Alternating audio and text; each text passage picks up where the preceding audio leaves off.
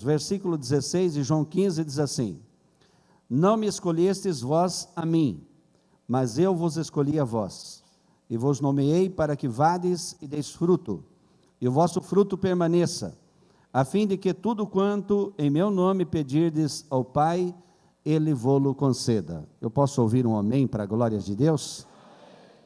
Glória a Deus. Meus irmãos, eu quero falar essa noite para vocês, nesse texto que o Senhor Jesus falou, tem 4 coisas que são importantíssimas.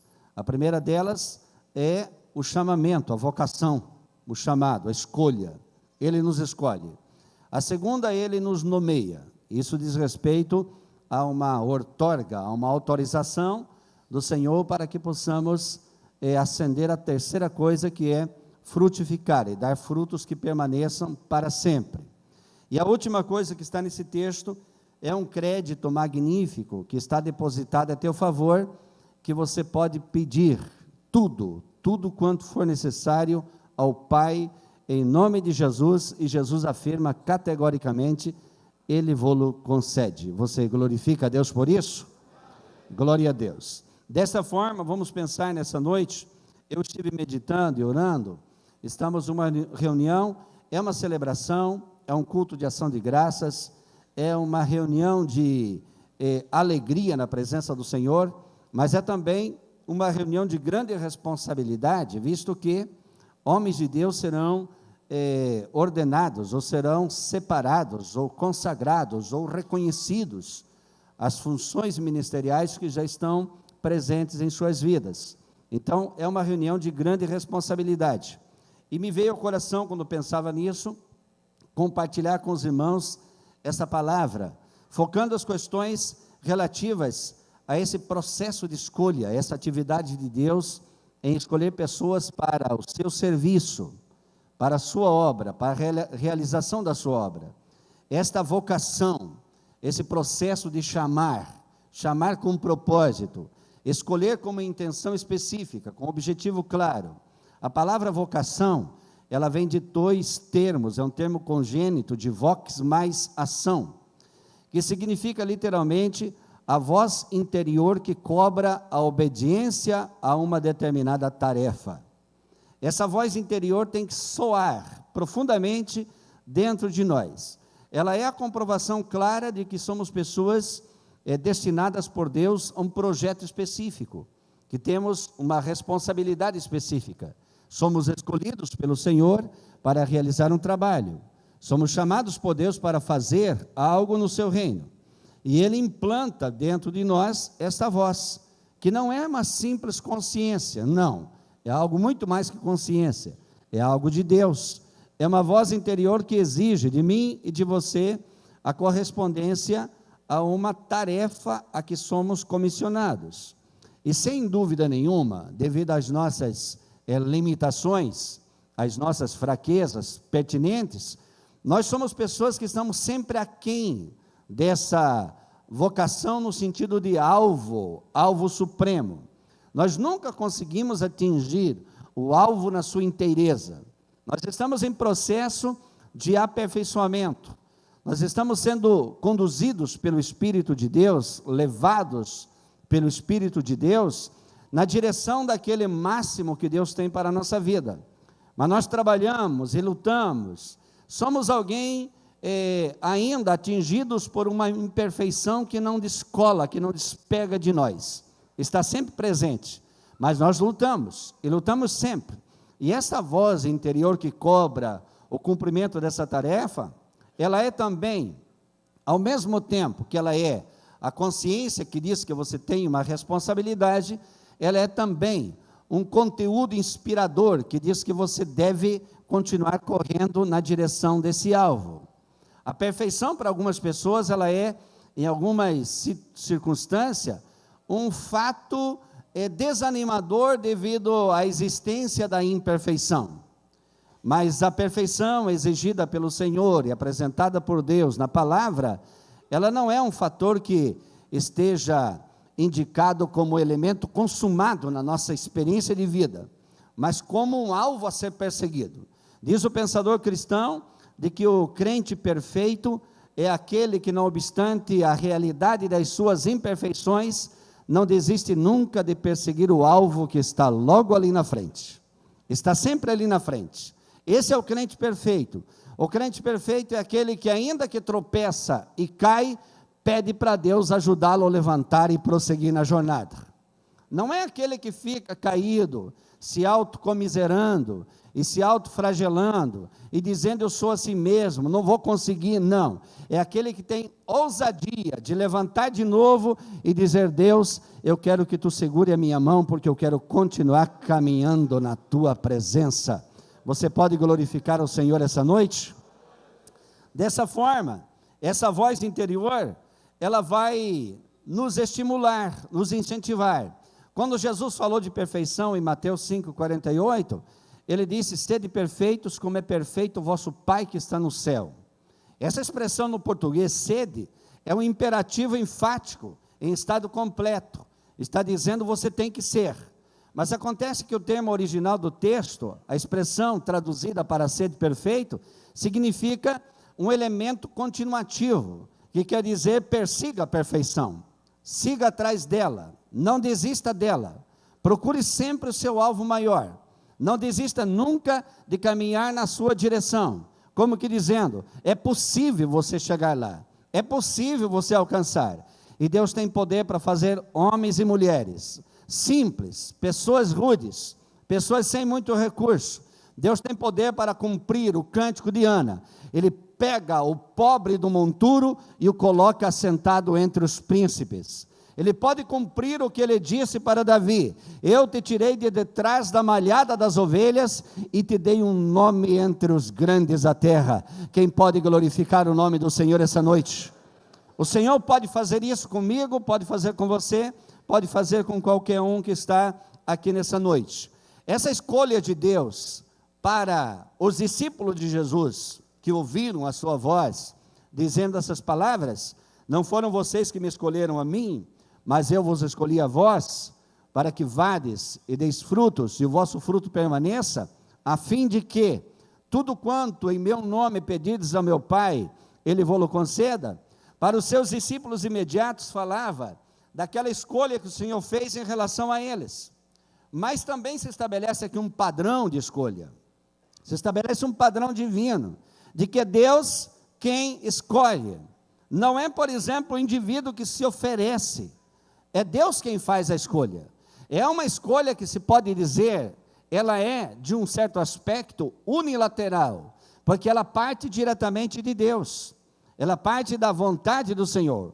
Paulo chamou isso de beneplácito. Beneplácito significa livre vontade, livre e espontânea vontade. Foi Ele quem quis. Quando Deus quer alguma coisa, eu pergunto para você: tem alguém que seja incapaz de impedir o que Deus quer, se Ele quiser de fato? Tem alguém que possa dizer que não? Tem alguém que possa dizer que não dá? Tem alguma limitação humana que possa bloquear a soberania divina? Tem algum tipo de impedimento que não deixe Deus fazer aquilo que Ele quiser fazer? A resposta é não. Se Ele quer, Ele faz. O exemplo que Jesus dá ao escolher os homens que escolheu é extraordinário.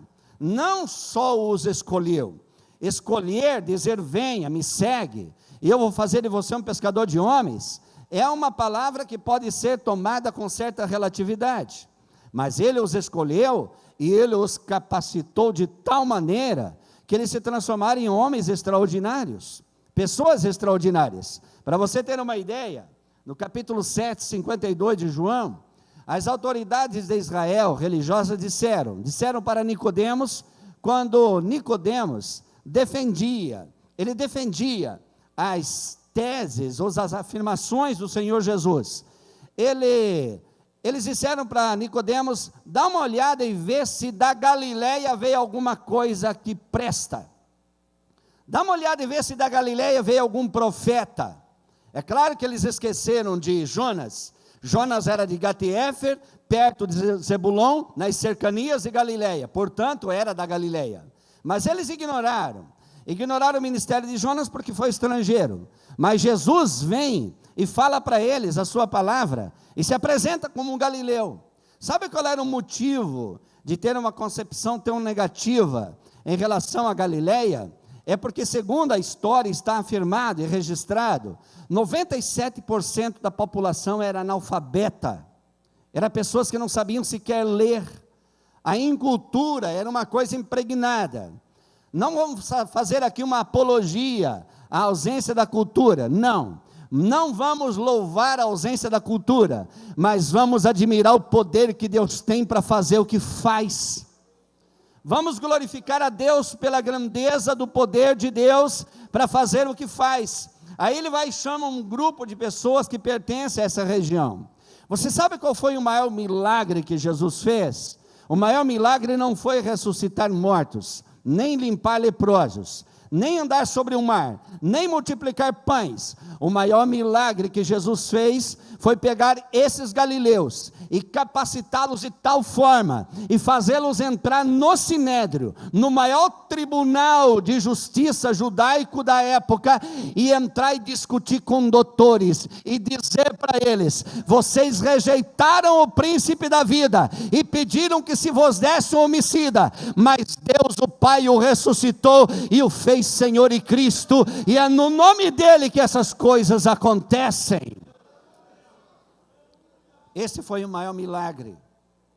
O maior milagre que Jesus operou foi pegar aqueles homens, 12 homens diferentes, totalmente distintos em personalidade, em capacidade, em inspiração, aspiração e todo tipo de questões psicológica e também cultural e espiritual, e o Senhor os levou a um denominador comum, os levou numa direção comum, absolutamente comum. Você pensar nos 12 andando com Jesus, eles eram em certo aspecto quase que uma bomba relógio. Pensa você, o Pedro, que era do grupo dos zelotes, o homem que resolvia tudo na espada. Esse homem, um dia Jesus disse: vocês têm uma espada aí? O Pedro disse: tenho duas, disse ele. Tem uma aqui em cima da roupa, escondida embaixo da capa. Tenho duas. Era um homem que resolvia tudo na espada, pertencia ao grupo dos zelotes, que tinha o objetivo de libertar a Palestina do jugo romano. Ele ainda tinha essa filosofia. Veja você que depois de Jesus ressuscitado, no capítulo 1, versículo 6 de Atos dos Apóstolos, eles perguntam para Jesus se era naquele tempo que ele restauraria o reino a Israel. Eles ainda estavam contaminados por uma ideia revolucionária, porque eram pessoas que eles tinham essa tendência. Capítulo 6, versículo 15 de João, o Senhor Jesus se ausenta deles depois de multiplicar os pães, porque eles iriam vir para arrebatá-lo e fazê-lo rei. E isso geraria uma opinião revolucionária no sistema de Roma, que Roma viria e os aplastaria, e o Senhor Jesus morreria junto com eles. Eles tinham essa ideia, e Pedro pertencia a isso.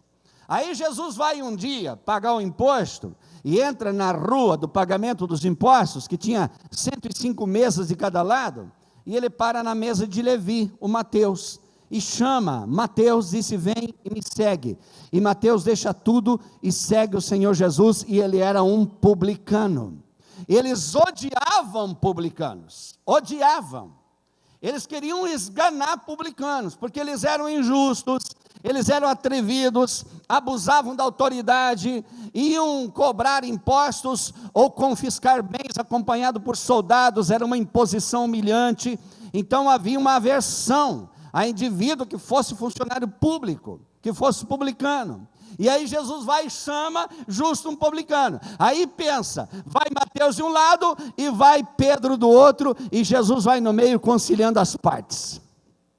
Jesus tinha uma habilidade extraordinária. Ele sabia trabalhar com as diferentes personalidades em níveis diferenciados. Ele teve a capacidade de fazer essas pessoas diferentes, com posicionamentos diferentes, concorrerem para um bem comum. Deus pode fazer isso. Ele pode realizar essas maravilhas.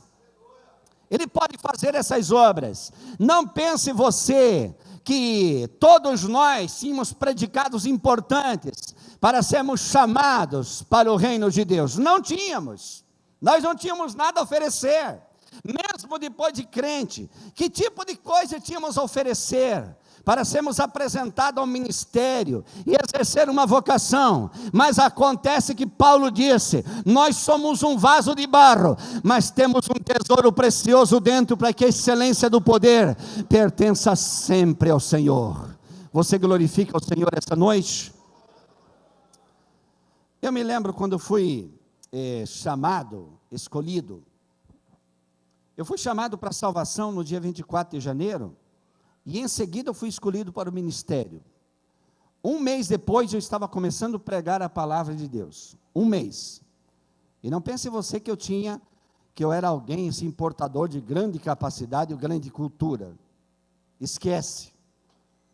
Eu havia saído da casa de meu pai aos 13 anos, me criei sozinho, fui um indivíduo largado na vida e no mundo.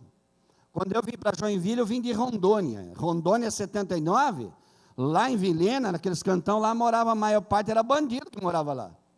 E eu morei lá, e depois eu vim para Joinville em 80, e em 81 aceitei Jesus como Salvador. Comecei a servir ao Senhor. Aprendi 3 coisas que eu devia fazer, não que eu soubesse fazer. Eu aprendi que eu devia ler a Bíblia, orar e jejuar. Essas 3 coisas aprendi a fazer, que devia fazer, e fazia continuadamente, continuo fazendo até hoje, faz 35 anos. Acontece que o Senhor me chama para o ministério. Ele me chamou, Ele falou comigo. Eu ouvi a voz dele um dia me chamar audivelmente. Ele soprou na minha cabeça um vento refrescante e falou comigo usando o meu nome, citando o meu nome. E eu me despertei e o Senhor estava me chamando para o ministério. Comecei a pregar a palavra de Deus com todas as dificuldades que são próprias dos iniciantes. Hoje, por exemplo, alguns já iniciam com um pouco mais de recurso, que a igreja tem mais recurso. A primeira vez que eu fui falar em público, era num culto evangelístico. Estava lá uma corneta, estava um alto-falante, estava um microfone, uma mesa, um pedestal. Eu fui falar já na ida, já que eu fui me aproximar, estava tão nervoso, enrosquei o sapato no tripé, virou o microfone, quase caiu o alto-falante, ia virando a mesa, enfim, foi uma desordem total. Juntei tudo aquilo de novo e comecei a dar o meu testemunho e dizer que Jesus é maravilhoso. Todo mundo ria. Tinha um irmão atrás de mim que dizia: aleluia, Jesus, usa ele, usa ele, usa ele. Sempre tem um abençoado de Deus. E comecei a falar e pregar, e Deus foi me dando condição. Não tinha condição nenhuma de comprar um livro, porque era pobre, que os pobres chamavam de pobre, e ainda acrescentavam o coitado em cima, de tão pobre que era. Não tinha condição de comprar um livro. A única coisa que eu pude comprar foi comprar essa Bíblia, antes de entrar no templo, no dia 24 de janeiro, essa que está aqui, tem 35 anos, exatamente essa. E faz 35 anos que eu uso ela todos os dias, todos os dias. Até preparei uma caixinha assim para guardar ela como uma peça preciosa. Preparei no começo desse ano uma caixinha, está lá a caixinha ainda. Vou colocar minha Bíblia e minha harpa, vou comprar uma Bíblia nova, tem umas 30 outros de toda a versão. Vou comprar uma outra diferente para mim usar. Mas irmão, não deu, fui ver a outra Bíblia, vi a outra, era bonita, e aí me lembrava dessa aqui, aí olha para outra, olha para essa, fica com essa mesmo, essa aqui mesmo. Comprei essa Bíblia no dia que entrei no templo, mas não tinha mais nada, não tinha recurso. Eu ia na livraria da igreja, na vitrine da livraria, porque não deixavam mexer nos livros, eu li os livros que estavam abertos em propaganda na vitrine, eu lia. Quando o irmão que cuidava da livraria se descuidava um pouquinho, eu entrava e virava todas as páginas, todos os livros, e corria para fora de novo e continuava lendo. Hoje tem tanta facilidade, tem tanta coisa, tem tudo à mão, assim, tudo. Pega um pendrive desse tamanho assim, bota 5.000 livros dentro. 5.000 livros, 18 gigas, 20 gigas, 30, 40... bota 30.000 livros dentro. Eu tenho uma biblioteca online com mais de 30.000 volumes, e todos os escritores mais importantes de toda a história da igreja até a atualidade. É só acessar e ler. Posso viver 150 anos e não vou dar conta de ler tudo aquilo, porque são enormes compêndios. A facilidade naquele tempo não tinha. Quando vi falar a primeira vez de pendrive, pensei que era alguma coisa de comer. Não existia. E aí naquela luta toda, vai lá, vira a página, lê o livro, volta. O irmão ficou olhando um dia, e alguém mais deve ter visto, e Deus também estava vendo, porque Ele sempre vê. Era todo sábado de manhã, religiosamente na livraria lendo. Alguém viu, não sei quem, chamou o irmão que cuidava da livraria, irmão José Bernardes, que já foi com o Senhor, um gaúcho, abençoado por Deus. E ele me chamou e disse: irmão Galina, vem cá uma coisa aqui. Se tem uma pessoa que veio aqui e viu você nessa tribulação que vai, que sai, que entra, e a pessoa disse que é para você comprar tudo o que tu quiser aqui, por tanto tempo quanto tu quiser, que ela paga tudo para você, só que você nunca vai saber quem é. Irmãos, eu comprei durante 6 anos, 6 anos, todo sábado de manhã, só material de pesquisa, só livro de estudo, só material para enriquecer o conhecimento. E aí Deus começou a abrir as portas e eu passei a pregar a palavra com mais argumento. Deus pode fazer um milagre por você. Ele não chama os capacitados, Ele capacita os chamados, Ele te dá aquilo que você precisa. Aí um dia, já no primeiro ano de fé, eu já estava cooperando, fazendo trabalhos, aí então fui apresentado para ser auxiliar, porque naquele tempo a gente era apresentado, e ainda tem algumas igrejas que tem esse sistema, entrava no rol de auxiliares, e eu fui apresentado, e um obreiro, que é pastor, já morreu, não tem problema de falar dele, ninguém vai saber, também não vou dizer. Quando eu fui apresentado na reunião, não estava na reunião, porque foi numa reunião à parte, pastor Satira era o meu pastor, e aí alguém se levantou e disse: o quê? Vocês vão colocar aquele italiano burro no ministério? Essas palavras foram usadas, italiano burro. Aí eu fiquei sabendo que sempre vaza a informação, né? Aí eu fui para casa orar e disse: Senhor, eu sou crente, sou italiano, mas não sou burro porque te aceitei, portanto essa eu não aceito. Alguém se levantou na reunião, intercedeu, defendeu a causa, não, ele vai dar bom, vai dar ainda, não estava, né? Vai dar bom, vamos colocá-lo no ministério, vamos ajudá-lo. Eu entrei, fui aceito, pastor Satira tinha uma palavra definida, ele só deixou todo mundo discutir, porque ele queria ouvir a opinião, mas não disse, o que ele dizia estava dito, pronto, acabou. Fui inserido no corpo de auxiliares. Passado um ano e meio depois dessa cena toda, eu fiquei sabendo quem era, que tinha me chamado de italiano burro, aquela coisa toda. Nós criamos uma escola missionária para atender as necessidades dos missionários, e eu era um dos escritores da escola e um dos professores da escola. Isso no 2º para o 3º ano de convertido. E Deus me abençoou muito. E aí a escola estava no templo de Joinville, a igreja estava cheia, e de repente, muitos inscritos, mais de 1000 irmãos inscritos na escola missionária. Quem que eu vejo assentado? Esse irmão tinha saído e ido atender um campo ou em outro campo. E de repente eu olho do lado direito, ele está sentado no primeiro banco com um grupo de obreiros que ele trouxe. E eu ia dar aula aquele domingo de manhã. E eu olhei para ele e me lembrei da palavra italiano burro. Eu disse: Jesus, não me deixa fazer burrice aqui agora, me usa aqui. Quebra as pernas desse infeliz aqui, me usa aqui. Irmãos, eu dei uma aula magistral naquele dia de manhã, foi um negócio espetacular. O que Jesus me usou. E daí terminou, ele veio falar comigo: irmão Aldo, pai do senhor, parabéns pela aula. E eu olhava para ele, me lembrava. A gente fica com uma gana de se vingar, né? E eu ficava olhando para ele. E ele disse: irmão Aldo, eu preciso de uns materiais, umas apostilhas. Eu já tinha umas 10 apostilhas escritas, hoje tenho quase 100 temas escritos. E ele: eu preciso, você não tem? Digo: tenho sim. Ele disse: não, me arruma, me vende. Não, eu te dou. Eu estava com as apostilhas, pegava assim, entregava e me lembrava: italiano burro, leva, irmão, leva. Italiano burro, leva, leva. É assim que Jesus faz. Ele usa as coisas que não são. Ele usa as coisas fracas para confundir aquelas que se pensam ser fortes. Ele tem poder para fazer com você. Ele faz com você. Ele fez comigo. Ele fez comigo.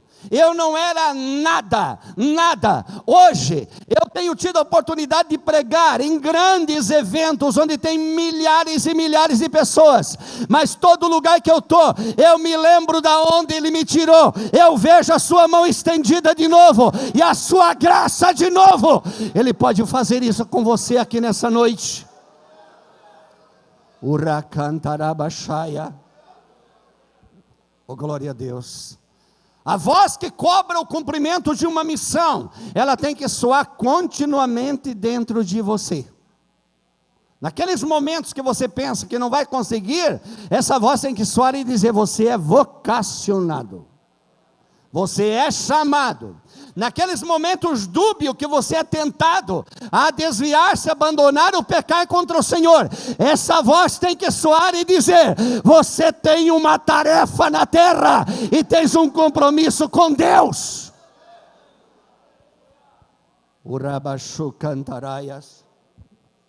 O Senhor Jesus escolheu esses homens simples.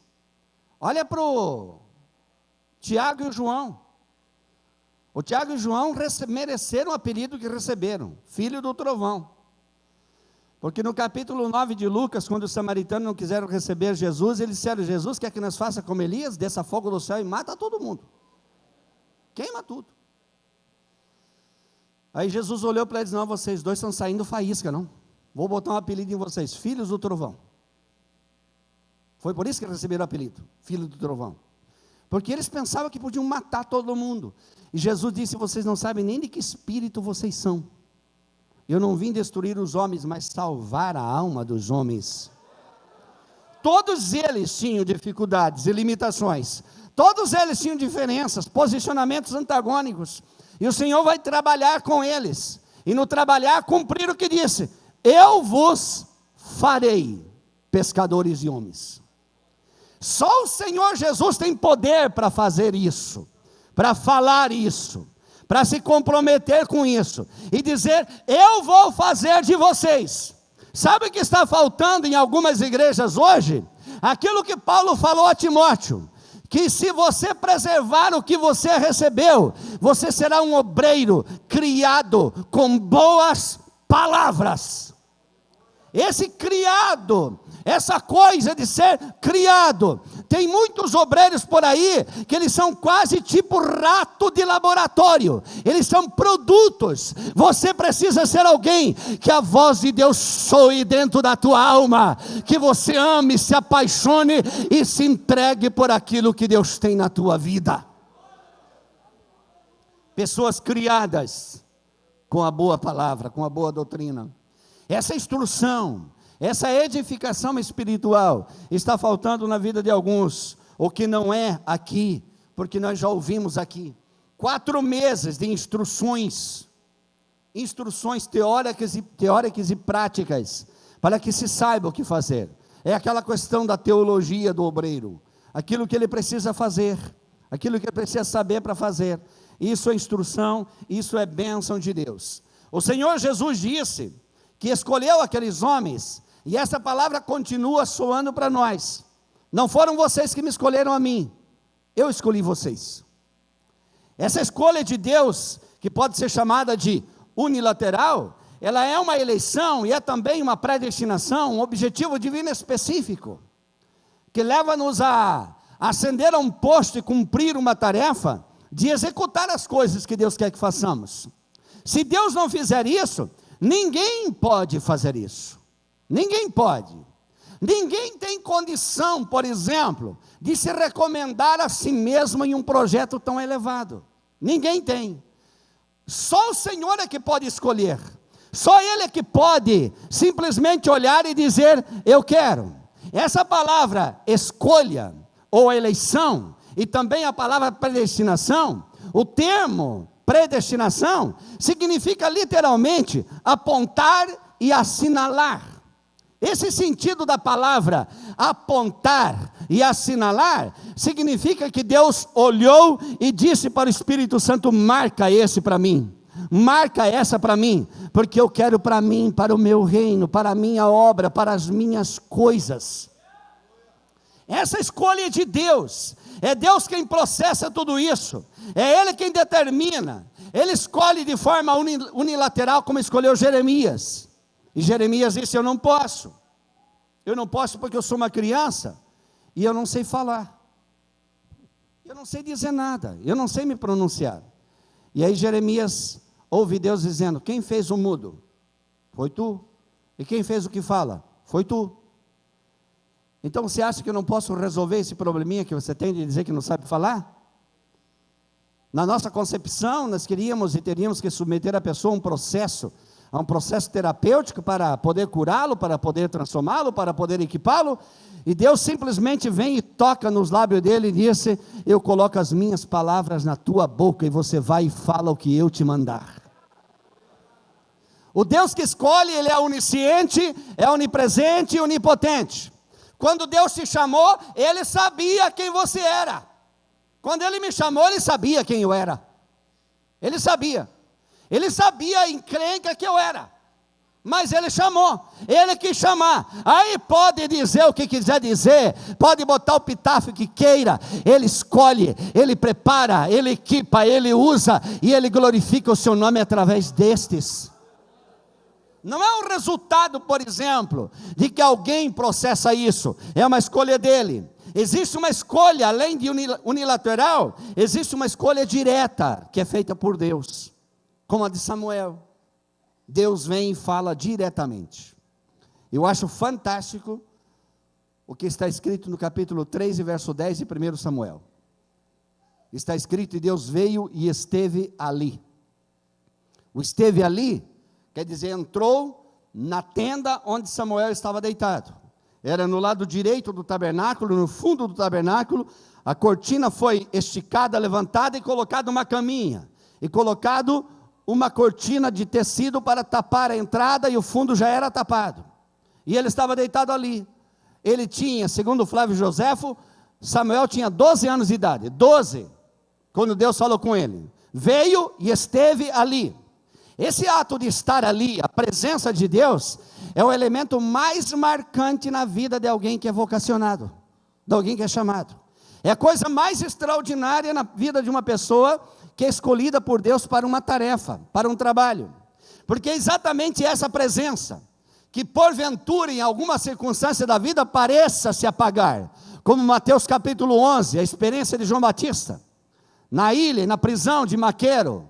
Ele estava sucumbido em angústia, ele esqueceu da revelação do céu, da visão do céu, da profecia, da voz de Deus, ele esqueceu de tudo, e mandou perguntar dizendo: diga-me se és tu que devia vir ou esperamos outro? E Jesus ainda disse que ele era mais do que profeta, que era maior do que profeta, que nascido de mulher não houve um sequer do tamanho dele. Ele era grande, tremendo, magnífico no conceito de Deus. Tudo se abateu sobre ele pela angústia, mas Jesus tem a resposta que dissipa a dúvida. Jesus tem a resposta que refresca a alma. Toda angústia e tribulação que pode vir, não pode apagar o fogo da chamada de Deus na tua vida, porque você é um chamado de Deus. Você glorifica o Senhor essa noite? Glória a Deus, glória a Deus. Dessa maneira, Deus vem e fala, e tem uma chamada indireta, que é a de Davi, através de Samuel, como é a tua, a minha, a nossa, através de outra pessoa. Mas Deus chama e Deus escolhe. Esses escolhidos, Deus nomeia eles. Jesus disse: não foram vocês que me escolheram a mim, eu vos escolhi a vós. Eu escolhi vocês, eu quis vocês, e eu vos nomeei. A palavra nomear não é simplesmente dar um nome ou citar um nome. A palavra nomear significa autorizar. No caso de Jesus, autorizar, falar e fazer o que Jesus falava e fazia. Significa uma outorga espiritual para fazer o que Jesus fez e falar o que Jesus falou. Essa autorização vem dele. Essa autorização é uma investidura espiritual. É um investimento. Há 4 palavras, 4 substantivos que temos na Bíblia para a palavra autoridade: exousia, aperoche, dunastes e dinameis. Essas 4 palavras dizem 4 coisas. dizem da legalidade, dizem da posição, dizem da ação e dizem do poder que tem alguém que é autorizado por Deus. Uma pessoa autorizada por Deus, a legalidade da sua ação significa que o céu aprova o que você faz em nome do Senhor. O céu aprova. Essa palavra poder é o poder que Deus coloca naqueles que são chamados. O poder que Deus coloca na vida daqueles que são chamados é tremendo, e você precisa descobrir isso exercendo o poder que Deus te dá, exercendo na pregação, no ensino, na intercessão, na visitação, na oração para expulsar doença, na ordem para expulsar demônio. O poder de Deus se manifesta na tua vida, porque há uma unção sobre a tua vida, há uma unção sobre você, há uma autoridade sobre você. Você que crê em Deus, você tem essa unção, você tem essa autoridade. É como aquele guarda de trânsito, que ele é pequeno, de pequena estatura, fisicamente pequeno, fraco, frágil fisicamente. Ele faz um caminhoneiro com uma carreta, uma Globetrotter de 52 toneladas, parar diante dele, porque ele levanta a mão, silva o seu apito e aponta para estacionar. E aí desce um caminhoneiro de dentro que pesa 120 quilos, puro músculo, tem 2 metros de altura, ele pede o documento pessoal, pede documento do caminhão, pede documento da carga, pede nota fiscal. E ele examina, e se tiver alguma coisa inadequada, ele diz: o senhor vai na guarita, porque o senhor vai ser multado, o caminhão fica aqui até que seja resolvido.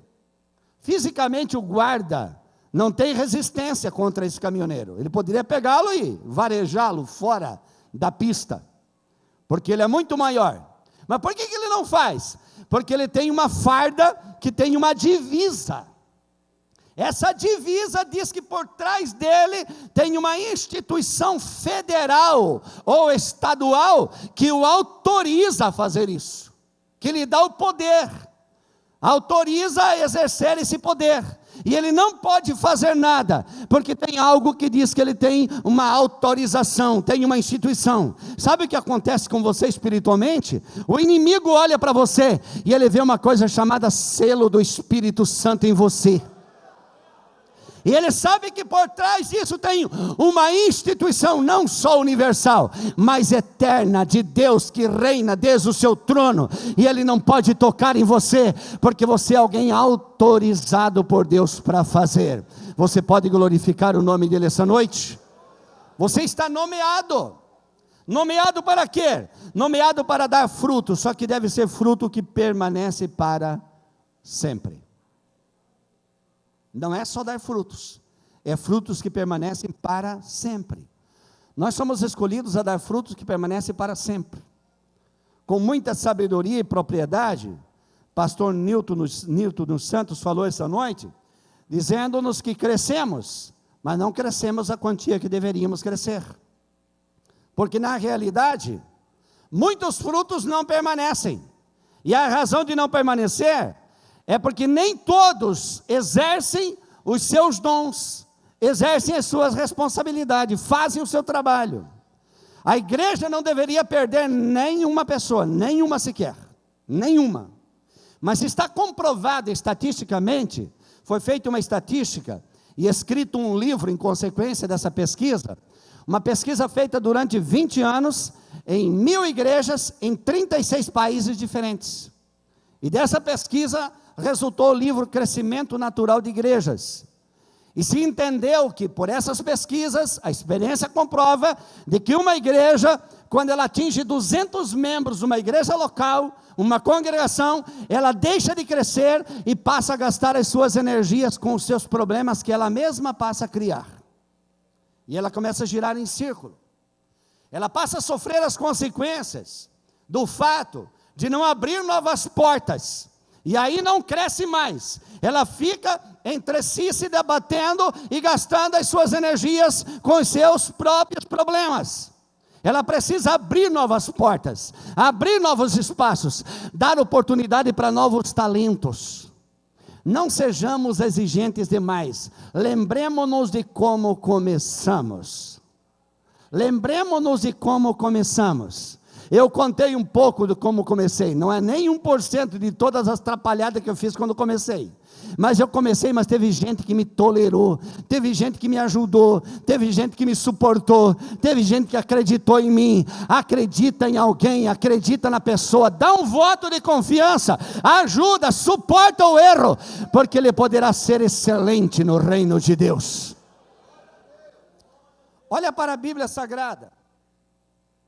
Que me diz você se não tivesse um Barnabé para ajudar o pobre do Marquinhos, o João Marcos? Se seguisse só a diretriz de Paulo. Paulo era uma bênção, mas Paulo era um ranzinza que só o sangue de Jesus. Não pense que Paulo era uma pluminha, que nada, mano, não era assim não. Paulo era difícil. Ele simplesmente disse para o Barnabé, diz, olha, o Joãozinho não vai com nós não. O Barnabé diz, não, o Joãozinho tem que ir, o garoto é novo, é o filho da irmã Maria que mora em Jerusalém, o que é isso? Não vai não. Não vai, não quero, ele foi só até a metade do caminho, esse negócio de ir só até na metade e voltar para mim não dá, dizia o Paulo, não dá, comigo ou vai. Aí o Barnabé disse, então eu não vou contigo. O Barnabé também tinha o seu posicionamento. Então eu não vou com você não, quer que o Joãozinho vai? Eu não vou com você então. Está bom, eu arrumo o Silas para ir comigo, então vai-te embora, pega o Silas e vai, eu vou pegar o Marquinhos e vou com ele. E foi o que aconteceu. Olha a bênção que resultou de haver um Barnabé que socorre um Marquinhos, um Joãozinho da vida. Olha a bênção. Sabe qual foi a bênção? A bênção é a seguinte: esse João Marcos é o autor do Evangelho de Marcos.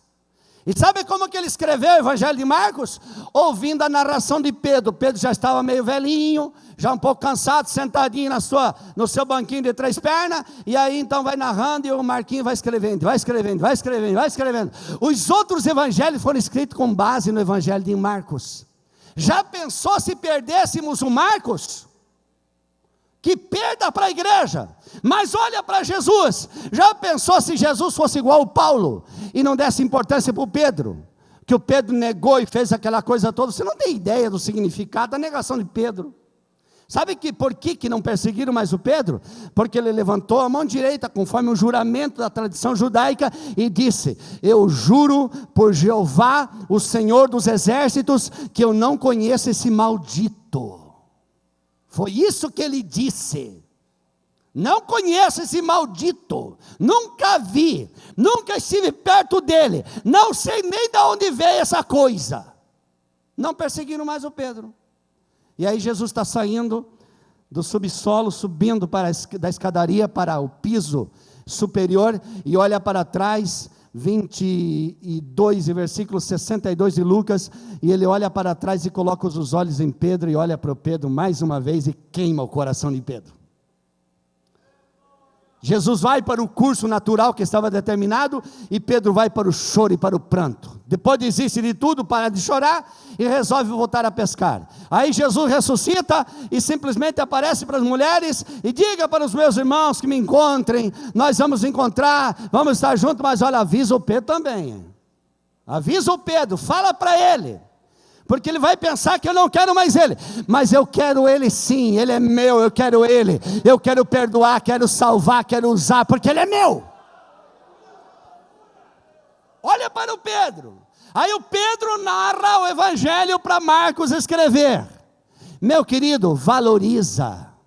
Existem algumas circunstâncias da vida, como a de Jeremias, no poço, no calabouço. Existe circunstância que até trapo serve, meu irmão. Até trapo serve. O Jeremias estava com a lama, Flávio Joséfo disse que a lama estava pelo pescoço. E o etíope, servo do rei, falou com ele, dizendo, olha, se não socorrer o profeta agora, ele vai morrer. Porque era uma lama espessa, que ia enterrando. Tem que socorrer agora. Estive lá olhando, está por aqui, ó, a lama está aqui, ó, tá? Vai morrer. Disse, então vai lá. Sabe quantos homens levaram para tirar ele lá? 36 homens. Para que 36 homens? Para tirar um homem do buraco. 36 homens. Aí joga as cordas, ele coloca as cordas nas axilas, não vai dar, machuca. Traz trapos, trapo serve. Traz trapo de pano, bota embaixo das tuas axilas, passa a corda, firma os braços, Jeremias, E nós vamos puxar, não pode puxar com muita força que arrebenta o profeta no meio. Arrebenta a coluna, sai de lá aleijado. Nós firmamos, e quando você vê que firma, você vai mexendo o corpo, vai mexendo, para que o ar vai entrando, e você vai mexendo, e arrancar aquele tucho de lama, enterrado na lama. Era o profeta de Deus.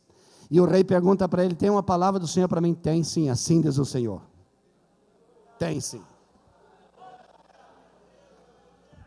Tem uma palavra assim. Meus queridos, chega um momento que trapo serve. É claro que, aí você entende, por que no Evangelho de Marcos, não consta duas coisas no Evangelho de Marcos. Não consta um moço que fugiu nu na noite do aprisionamento de Jesus, e não consta o Pedro indo para o fundo, conforme Mateus capítulo 14. O Mateus diz: não, Pedro, não vou te poupar, vou colocar aqui, você foi que é um prego para o fundo, vou botar aqui, pronto, acabou. O Marcos, não vou colocar não, o Pedro nem mencionou, é que nós escondemos nossos segredos. O Pedro escondeu, o Marcos escondeu o dele, cada um esconde o seu, mas cada um tem uma história e tem uma vida para viver com Deus e uma bênção para glorificar o Senhor. Você exalta o Senhor essa noite? Nomeados para dar fruto e fruto que permaneçam. Nós precisamos, como igreja, Assembleia de Deus, reter mais os frutos que Deus nos proporciona, não perder o que Deus nos dá. Lá fora, tem 2 igrejas Assembleia de Deus desviadas lá fora, 2. Qual o motivo? O motivo é que nem todas as pessoas que se assentam nesses bancos para glorificar a Deus, exercem a sua vocação. Tem gente que entra e sai, e você nem estendeu a mão para ela, nem perguntou o nome dela, nem olhou para a pessoa direito. Você deveria olhar, estender a mão, dar um abraço, perguntar o nome e dizer: venha de novo. Deveríamos voltar a fazer o que os crentes mais antigos faziam. Aceitou Jesus, tem batismo com o Espírito Santo. Vai para a casa do irmão fulano orar, recebe batismo, e desce as águas batizado com o Espírito Santo. A igreja precisa voltar a ter essas coisas, precisa voltar a ter essas preciosidades. E aí Jesus termina dizendo: vocês são chamados, escolhidos, vocês devem dar fruto que permaneça, a fim de que tudo quanto pedir ao Pai em meu nome, Ele vos conceda. Esse é o crédito que você tem diante de Deus. O poder do nome de Jesus a teu favor. Você que está aqui, você que é irmão na fé, você que é crente, você que hoje vai ser separado ao ministério de presbítero, você é obreiro, você tem o nome de Jesus como depósito a teu favor. Em nome de Jesus tu consegue tudo o que é necessário para glorificar a Deus, tudo o que você precisa para exaltar o Senhor. O nome de Jesus é um nome sobre todo nome. Diante do nome dele se dobra o joelho dos que estão no céu, na terra e debaixo da terra. E toda língua confessa que ele é Senhor, para a glória de Deus Pai. Você tem esse crédito a teu favor. Você tem essa bênção a teu favor. Então use esse poder para glorificar a Deus, para exaltar a Deus. Fica de pé. Em nome de Jesus nós vamos orar essa noite.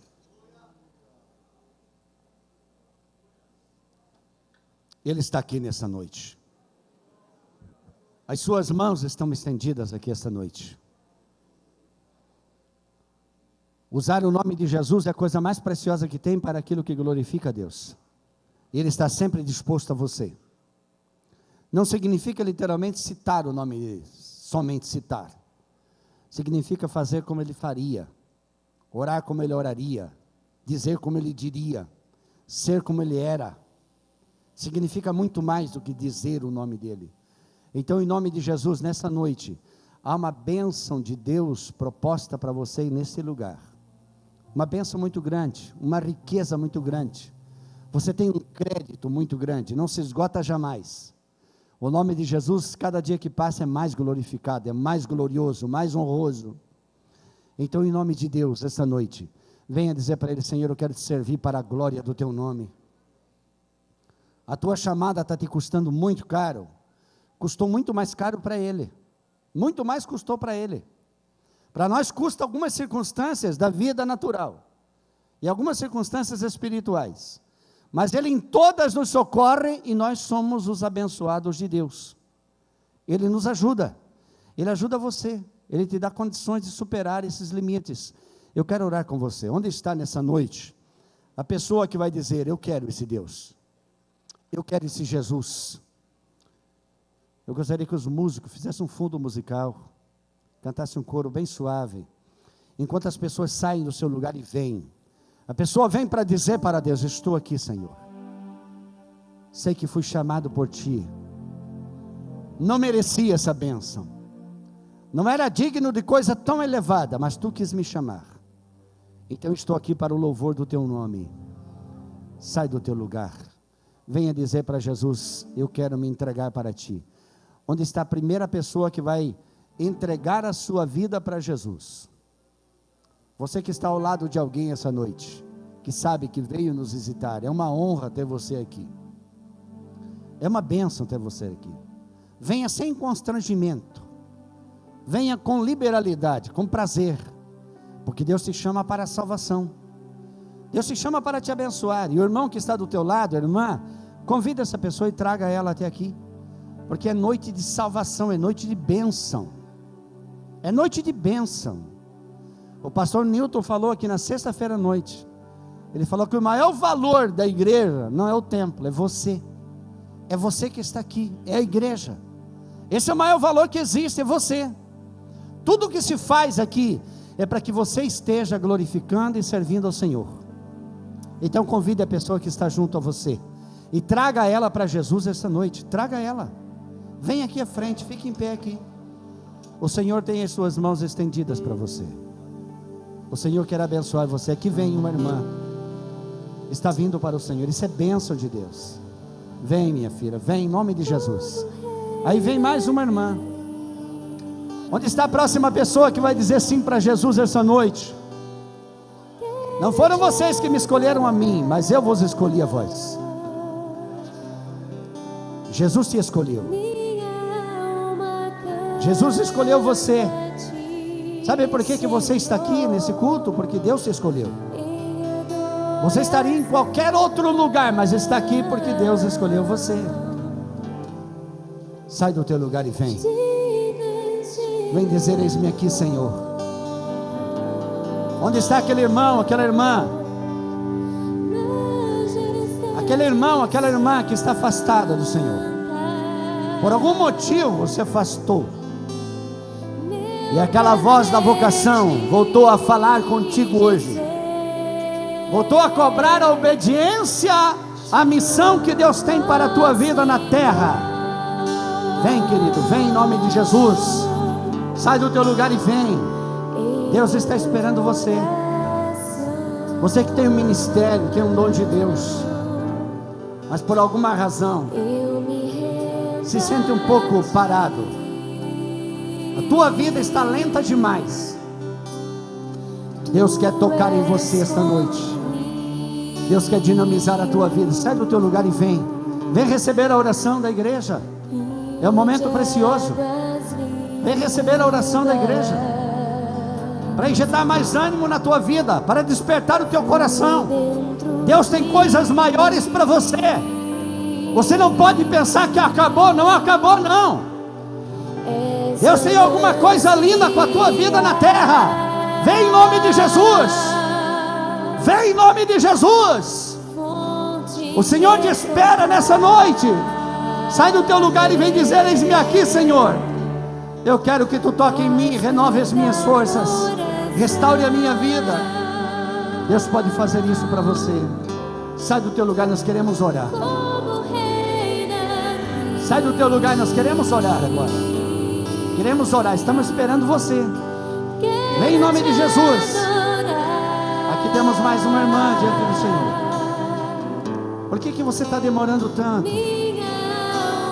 Por que você está demorando tanto? Demorando tanto a atender o apelo do Espírito de Deus? Por que está demorando tanto a se dobrar diante do Senhor naquilo que Ele quer? Por que demoras tanto? Ele te chama essa noite. Teu ministério só vai terminar quando você for recolhido para estar com o Senhor. Enquanto isso não acontecer, teu ministério não terminou. Teu ministério não acabou. Você precisa, em nome de Jesus. Aleluia.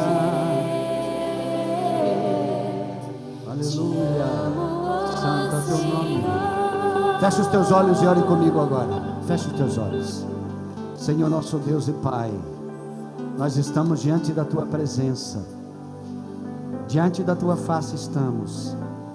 Em nome do Senhor Jesus, ministra a Tua bênção sobre essas preciosas vidas, que eles sejam, Senhor, implantados em comunhão contigo para sempre, para te servir, para estar diante de ti para sempre, para andar com o Senhor, para louvar e adorar o Senhor, e que a tua bênção esteja sobre eles, o teu povo que está aqui reunido esta noite. Senhor, glorifica o teu nome, usando essas vidas nas tuas mãos. Glorifica o teu nome usando eles nas tuas mãos e abençoando os seus corações, as famílias que estão aqui, todas as pessoas que estão nesse santuário, sejam abençoados pelo Senhor, que suas vidas sejam agraciadas com a misericórdia de Deus, constantemente, Pai, em nome de Jesus.